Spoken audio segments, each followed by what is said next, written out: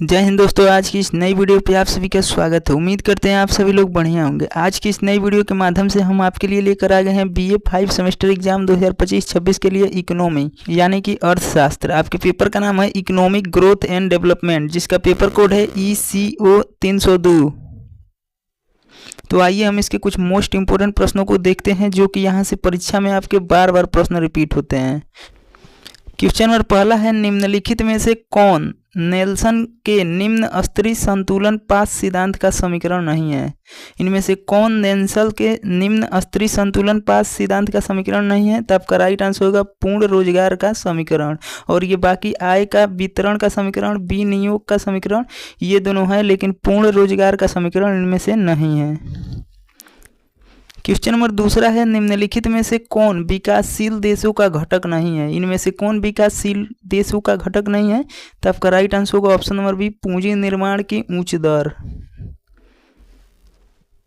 Question number 3 है, असंतुलित विकास सिद्धांत से कौन संबंधित नहीं है? इनमें से कौन असंतुलित विकास के सिद्धांत से संबंधित नहीं है? तो आपका राइट आंसर होगा महोदय नक्स। और ये बाकी सिंगर हो गए, फ्लेमिंग हो गए और स्ट्रीटन हो गए, ये सभी लोग संबंधित है।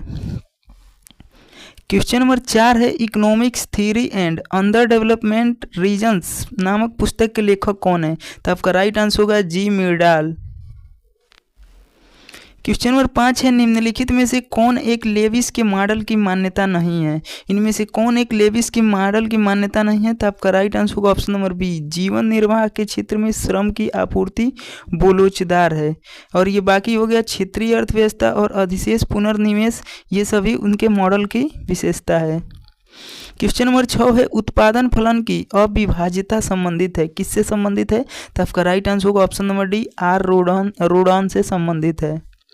क्वेश्चन नंबर 7 है, सामाजिक उपरिव्यय पूंजी का आशय क्या है? तो आपका राइट आंसर होगा भौतिक अधोसंरचना और सामाजिक अधोसंरचना। आपका राइट आंसर होगा ऑप्शन नंबर सी, ए और बी दोनों हैं। क्वेश्चन नंबर 8 है, रोस्टो के अनुसार आर्थिक समृद्धि के चरण हैं, कितने चरण हैं? तो आपका राइट आंसर होगा 5 चरण है। क्वेश्चन नंबर 9 है, एक अर्थव्यवस्था की समृद्धि दर मुख्य रूप से निर्भर करता है, किस पर करता है? तो तकनीकी प्रगति की दर पर, उत्पादन समृद्धि की दर पर और राष्ट्रीय आय के बचत तथा निवेश के अनुपात पर। तो आपका राइट आंसर होगा उपयुक्त सभी पर। क्वेश्चन नंबर 10 है, सामाजिक दायित्ववाद को कौन प्रतिपादित किया है? तो आपका राइट आंसर होगा ऑप्शन नंबर बी, JH बोके साहब के द्वारा किया गया है। क्वेश्चन नंबर 11 है, प्रदर्शन प्रभाव संबंधित है, किससे संबंधित है? तो आपका राइट आंसर होगा ऑप्शन नंबर बी, उपभोग फलन से। क्वेश्चन नंबर 12 है, श्रम की असीमित पूर्ति के साथ किसका विकास की परिकल्पना संबंधित है? तो आपका राइट आंसर होगा ऑप्शन नंबर बी, लेविस से संबंधित है। क्वेश्चन नंबर 13 है, संतुलित विकास सिद्धांत संबंधित है, किससे संबंधित है? तो आपका राइट आंसर होगा आर नक्स से संबंधित है। क्वेश्चन नंबर 14 है, बीती दायित्ववाद की अवधारणा दी गई है, बीती दायित्ववाद की अवधारणा दी गई है किनके द्वारा? तो आपका राइट आंसर होगा H मिंट के द्वारा दी गई है।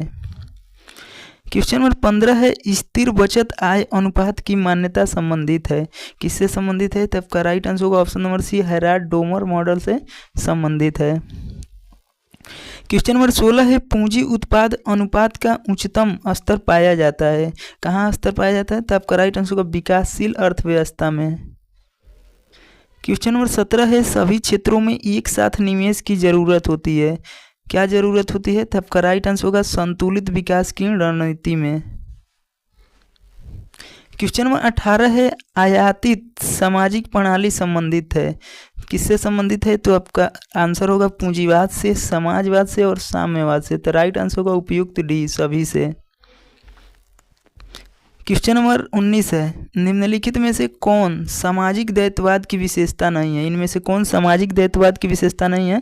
तो संगठित श्रम भी उसकी विशेषता नहीं है, सीमित आवश्यकता भी उसकी विशेषता नहीं है और लाभ उद्देश्य की कमी, ये भी उसकी विशेषता नहीं है।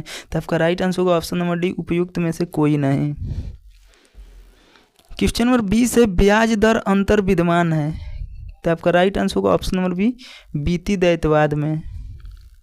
क्वेश्चन नंबर 21 है, तकनीकी द्वैतवाद के प्रतिपादक हैं, कौन है? तो आपका राइट आंसर होगा महोदय हिगिंस है।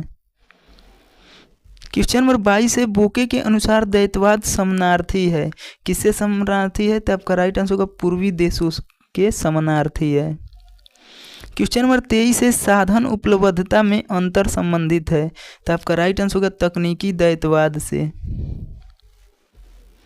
क्वेश्चन नंबर 24 है, निम्नलिखित में से कौन अधोसंरचना का घटक नहीं है? इनमें से कौन अधोसंरचना का घटक नहीं है? तो आपका राइट आंसर होगा गृह निर्माण अधोसंरचना का घटक नहीं है। बाकी ये परिवहन, विद्युत और संचार ये सभी अधोसंरचना के घटक के अंतर्गत आते हैं। क्वेश्चन नंबर 25 है, हेराल्ड-डोमल प्रारूप के अनुसार समवृद्धि दर बराबर है, किसके बराबर है? तो आपका राइट आंसर होगा बचत दर बटे पूंजी उत्पादन अनुपात के बराबर है। क्वेश्चन नंबर 26 है, निम्नलिखित में से कौन निर्धनता के दूषक का अवयव नहीं है? तो आपका राइट आंसर होगा ब्याज दर। क्वेश्चन नंबर 27 है, निम्न बचत तत्व है, निम्न बचत तत्व क्या है? तो आपका राइट आंसर होगा गरीबी के दूषक की पूर्ति पक्ष और गरीबी के दूषक के मांग का पक्ष। आपका राइट आंसर होगा ऑप्शन नंबर सी, ए और बी दोनों हैं। क्वेश्चन नंबर 28 है, निम्नलिखित में से कौन विकास का आर्थिक निर्धारण नहीं है? तो आपका राइट आंसर होगा ऑप्शन नंबर सी, न्यायपूर्ण सामाजिक संगठन। क्वेश्चन नंबर 29 है, मानव पूंजी में विनियोग का अर्थ है, मानव पूंजी में विनियोग का अर्थ क्या है? शिक्षा पर व्यय, प्रशिक्षण पर व्यय और स्वास्थ्य सेवाओं पर व्यय। तो आपका राइट आंसर होगा उपयुक्त सभी। क्वेश्चन नंबर 30 है, एक देश गरीब है क्योंकि वह गरीब है, कथन किसने दिया? तो आपका राइट आंसर होगा ऑप्शन नंबर बी, महोदय नक्श के द्वारा दिया गया है। क्वेश्चन नंबर 31 है, सोलो मॉडल में समवृद्धि प्रक्रिया में निम्न में से कौन स्थिर नहीं रहता है? तो आपका राइट आंसर होगा ऑप्शन नंबर बी, पूंजी श्रम अनुपात, ये स्थिर नहीं रहता है। क्वेश्चन नंबर 32 है, चाकूधार संतुलन संबंधित है, चाकूधार संतुलन किससे संबंधित है? तो आपका राइट आंसर होगा ऑप्शन नंबर डी, हेराल्ड प्रारूप मॉडल से संबंधित है। क्वेश्चन नंबर 33 है, क्लासिकल समवृद्धि सिद्धांत जुड़ा है, किससे जुड़ा है? तो एडम स्मिथ, रिकार्डो से, टी.आर. माल्थस से। तो आपका राइट आंसर होगा उपयुक्त सभी से। क्वेश्चन नंबर 34 है, the problem of economics growth पुस्तक के लेखक कौन है? तो आपका राइट आंसर होगा गुरनार्ड मिर्डाल। क्वेश्चन नंबर 35 है, निम्नलिखित में से कौन उत्पादन फलन हेराल्ड से समवृद्धि प्रारूप से संबंधित है? तो आपका राइट आंसर होगा ऑप्शन नंबर सी, स्थिर साधन अनुपात। क्वेश्चन नंबर 36 है, हेराल्ड की तटस्थता के अनुसार लाभ की स्थिर दर पूंजी उत्पादन अनुपात होगा, क्या होगा? तो आपका राइट आंसर होगा ऑप्शन नंबर ए, स्थिर रहेगा। क्वेश्चन नंबर 37 है, करके सीखने की अवधारणा, जो करके सीखने की अवधारणा है प्रस्तुत की गई, कब की गई थी? तो आपका राइट आंसर होगा 1962 में। क्वेश्चन नंबर 38 है, करके सीखने की अवधारणा दी गई, किनके द्वारा दी गई थी? तो आपका राइट आंसर होगा के एरो बोरो के द्वारा दी गई थी, के एरो द्वारा दी गई थी। क्वेश्चन नंबर 39 है, निम्नलिखित में से कौन प्रारूप आय के वितरण और आर्थिक विकास की प्रक्रिया के बीच का संबंध विश्लेषण करता है? तो आपका राइट आंसर होगा कल्डार का प्रारूप। तो उम्मीद करते हैं दोस्तों छोटी सी वीडियो आप सभी को पसंद आया होगा। अगर वीडियो पसंद आए वीडियो को लाइक कीजिए और अपने दोस्तों में शेयर कीजिए, और चैनल पर पहली बार जुड़े हैं तो चैनल को भी सब्सक्राइब कर लीजिए।